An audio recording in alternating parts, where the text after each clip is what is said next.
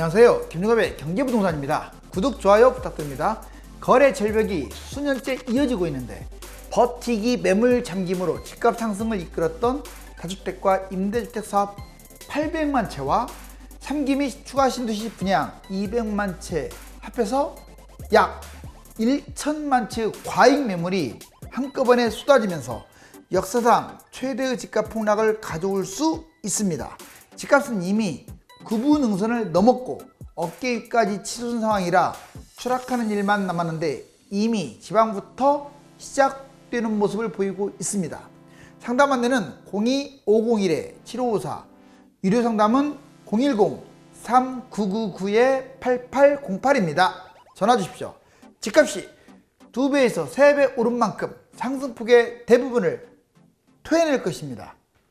자, 1천만 가구, 이거 다주택과 임대주택 사업자, 그 다음에 새로 신규 분양하는 거 포함시킨 거예요.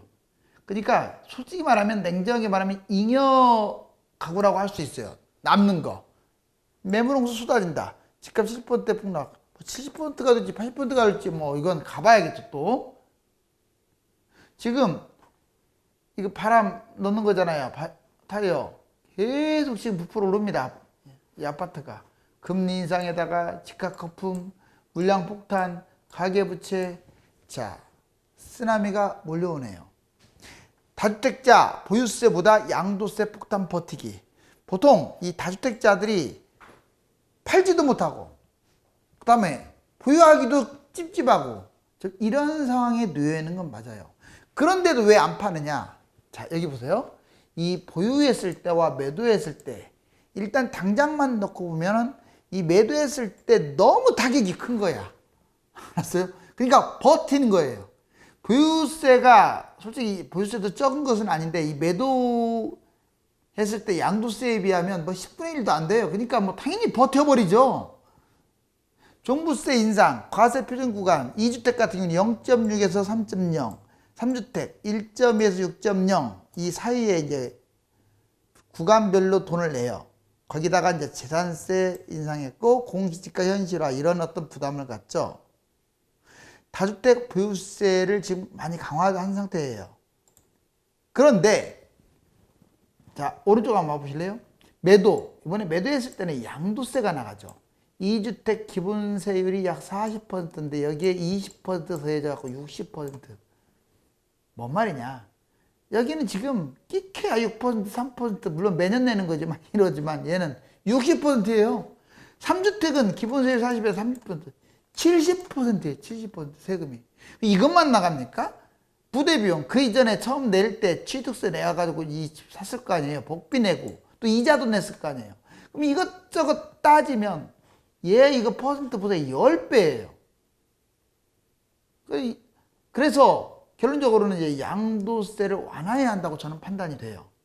중과세도 한시적으로 폐지합니다. 즉 중과세를 한시적으로 폐지하지 않고 지금처럼 매도 이렇게 양도세는 세면서 보유세는 형편없다면 다 버티기 들어갈 거예요.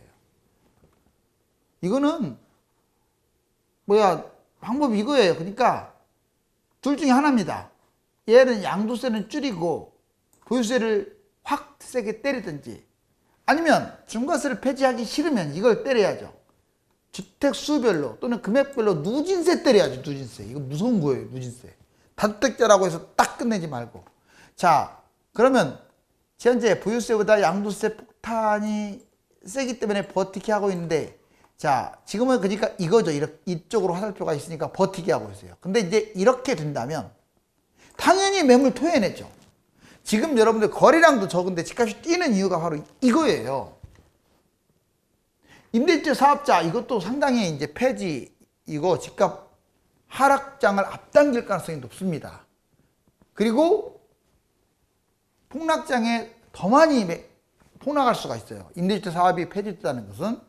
또 한 가지는 최근에 이제 멋모르고 막 빌라다 뭐다 해가지고 오세훈 지금 자 민간 분양 재개발 아예 들쑤셔 놨잖아요. 그런데 그 대상들이, 그걸 가지고 있는 사람들이, 자, 임대주택 사업자들이 그런 것들을 많이 갖고 있단 말이에요.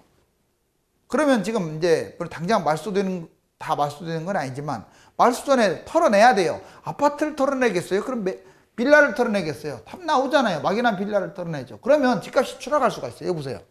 임대주택 사업 폐지, 제가 폭락을 이끄는데 먼저 양도세 폭탄, 회피 매물. 자, 만약에 임대주택 사업 그 기간 안에 못 팔게 되면 얘도 중과세를 맞아가지고 폭탄 맞겠죠. 입지가 떨어지는 지역을 먼저 팝니다. 지방이 항상 먼저 팔 것 같고, 그 다음에 수도권도 외곽부터 서서히 이렇게 다가오겠죠. 서울보다는 경기, 인천이 훨씬 안 좋아요. 투자가 떨어지는, 이번에 가치가 떨어지는 아파트보다는 주택, 오피스텔, 빌라, 다가구, 단독 이런 것들을 먼저 팔아제끼겠죠. 그 다음에 만약 아파트에서 판다 그러면 우선 매도하는 아파트는 외곽에 있거나 나홀로거나 비역세권이거나 거래가 잘 안 되거나 시세 차익이 크거나 이런 것들을 먼저 털어낼 거예요. 아마 꼭 기억하세요. 그러면 대세 하락을 앞당기고 폭락을 유발하는 게 뭐다? 임대주택 사업 폐지, 바로 이거예요. 원래 임대주택 사업 이거 활성화 시키는 게 아니었어요. 그전에도 물론 임대주택 사업이 있었습니다. 박근혜 정부 때도. 근데 이걸 대폭 세금 및 대출 혜택까지 주면서 확대시킨 게 바로 현 정부예요. 자, 임대사업 자진 말소, 스스로가 말소를 했어. 그럼 6개월 이내에 이제 저거잖아요. 자, 부동산 시세 하락을 아마 빨리 유발할 가능성이 커요. 이제 안 팔리니까, 특히 비아파트 같은 경우는 막 먼저 내놓을 거 아닙니까?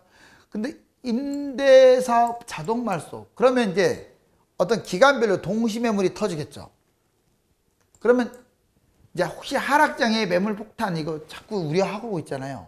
가뜩이나 다주택 뭐 공급 과잉이라고 하는데 여기 임대주택 사업 이제 폐지됨으로써 이 매물까지 쏟아지게 되면 집값이 어디까지 떨어질지 가늠이 안 됩니다. 자, 여기에 이제 세 가지 공급 물량 지금 약 200만 가구, 다주택 매물 여기에는 임대주택 사업 포함한다면 약 800만 가구. 이런 매물들이 동시에 터져버리면 공급 과잉으로 폭락한다는 거죠. 즉 결론적으로는 대세하락도 앞당기고 폭락도 유발하는 게 임대주택 사업 폐지입니다. 자, 부동산 대폭락 강력한 이유 6가지. 먼저 왜 그럼 이번에는 하락해도 되는데 그냥 폭락이라는 말을 자주 쓰냐. 원래 이 자본주의의 재화 용역 이런 것들은 하락 상승이 없어요. 최소 50에서 최대 500%까지 폭등 아니면 폭락입니다. 10년 이내로 2번씩. 보세요. 집값 거품 사상 최고예요. 우리나라. 상승폭 큰 곳들이 더 떨어질 거예요. 즉 상승폭 큰 곳이 어딜까요? 강남, 고가 아파트, 명품 아파트 이런 것들이 많이 떨어진다. 기억하세요. 그 다음에 대세 하락이 임박됐어요. 지금 이미 진입된 구간도 있는 것 같아요. 대구발 미분양이 확산되는 반면 또 거래 급감으로 자, 지방부터 지금 하락이 거세지고 있습니다. 영끌 갭 투자가 크게 증가한 것도 아주 안 좋은 현상이죠. 자, 무리하게 매입한 사람들, 이 하락장에는 패닉이 빠져서 먼저 내놓을 수밖에 없어요. 왜? 내 재산이 다 날아가 버리고 전세값을 돌려줄 수 없으니까 막 파는 거야. 자산 거품 하락 전환. 특히 지금 이제 인플레이션에서 자산 거품은 끝났고 유동성 회수하는 바람에 이제는 원자재, 소비재 이런 것들이 뛰고 있어요. 물가 상승, 금리 인상 이야기가 나오고 있고 유동성 회수로 집값이 추락한다. 자, 공급 과잉 동시 폭탄. 아까 제가 얘기했던 거 다주택 800만 채, 여기 임대주택 사업 159만 있고요. 분양 200만, 약 1000만 채를 어떻게 할 겁니까? 이걸 어떻게 할 거예요? 우리나라가 가구 수가 많다고 하지만 거의 1인 가구예요. 여러분들 33%가 넘었어요. 1인 가구는 대부분 가난하다고 했잖아요. 그러면 결론적으로 집을 잡아줄 사람들이 없다는 거야. 자, 해외 대비 거품 최고. 서울 도심 세계 2위고요. 그 다음에 서울은 5위고 전국 14위. 지금 전국적으로나 서울로구나 지각 거품이 심해요. 예를 들면 여러분들 자 20억짜리가 10억으로 빠졌다. 그러면 뭐 금융위기 터진다고요? 여러분들 지금 20억짜리가 10억이 되고 10억이 5억이 돼도 지금 우리나라 집값 싼 거 아닙니다. 그래도 비싸요. 그래도. 제 말 틀리는지 한번 자 저걸로 따져보세요. 우리나라 GDP 대비 집값 이걸 따져보고 자 PR 규모를 따져보면 답이 그냥 나와요. 20억이 10억이 돼도 거품이 있다고요. 그러면 지금 거 보면 얼마나 심한 겁니까? 자, 6월 이후 집값 폭등 원인. 그런데 이제 6월 달만 되면 항상 집값이 뛰어요. 이번에도 뛸까? 자, 6월 달이 됐는데 한번 지켜보자고요. 왜 그러면 올라가느냐? 6월 달만 되면. 자, 5월 달까지는 그렇게 안 뛰다가 6월 7, 8, 9 막 해갖고 하반기 때 날아가는 거야. 6월 1일 날 과세 기준으로 이미 다 팔아버리고 절세 목적으로 마감을 했기 때문에 이미 털어낼 사람들은 털어내다 보니까 이제 그다음부터는 매물이 줄어드니까 여기 보세요. 6월 이후에 부동산에 이제 버티기 들어가겠죠. 털 사람은 털었으니까. 그래서 매물 잠김 때문에 집값이 폭등하는 거예요. 사려고 하는 사람은 어떤 규칙적으로 쭉 있는데 물량이 줄어버리니까 다주택자 물량이나 이런 매물들이 줄어버리니까 집값이 뛰는 거야. 그 다음에 다주택 보유세가 양도세에 비해서 너무 약해요. 보유세를 세게 때려야 하는데 누진세로 양도세만 세니까 안 팔아버리는 거야. 그래서 그러다 보니까 집값이 폭등하는 거예요. 하반기 특히 이사철 이제 선행을 하죠. 전세 살 바에는 왔다 갔다 하기 귀찮아.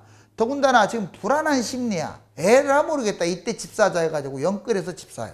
바로 전세보다 매입을 많이 하는 겁니다.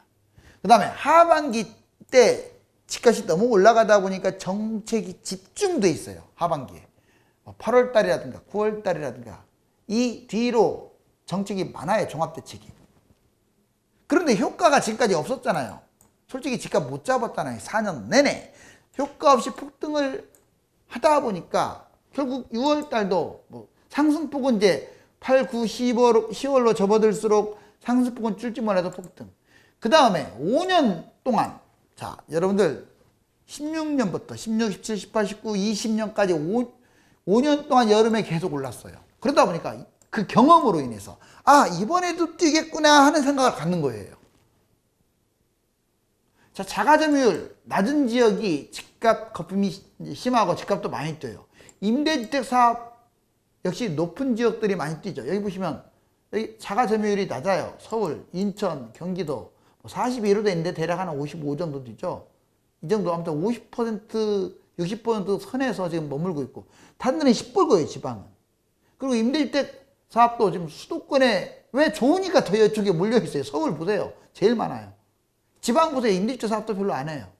거꾸로 말하면 자가점유율이 자 이제 높은 지역 그 다음에 임대주택 사업 이게 낮은 지역들은 집값이 별로 안 올라간다고 보시면 되고 미래 전망도 좋지 않습니다.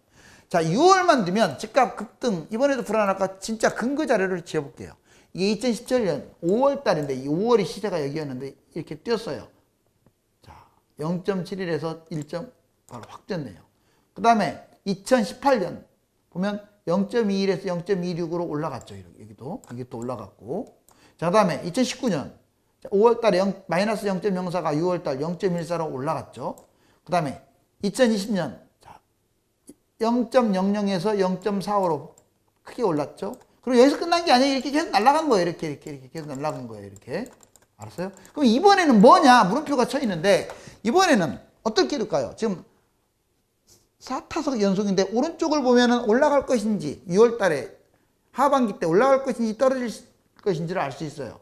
자, 매매 가격 한번 보자고요. 이렇게 올라갔다가 떨어진 듯 했어요. 1, 2, 3, 4 때. 자, 4월달 정점을 찍고 5월달까지 갔는데 매매부터 볼까요? 자, 여기 보시면 이제 올라갔다가 좀 떨어진 듯 하다가 떨어졌다는 것은 마이너스가 아니에요. 다시 또 올라가고 있잖아요. 여기. 한 달 동안 지금 4주 연속 상승, 5주 연속 상승하고 있습니다. 결론적으로 또 6월, 7월 올라갈 가능성이 높다는 거예요. 즉 5월 달에 가만히 있다가 6월 달에 치솟는 공식이 또 성립될 가능성이 커요. 자, 그 다음에 그럼 거래량은 진짜로 안 좋습니다. 거래량 급감하고 팔 수가 없으니까 증여로 빠져나갑니다. 여기 2017년에 여러분들 10만 건이에요. 무려. 서울 거래량 보여드릴게요.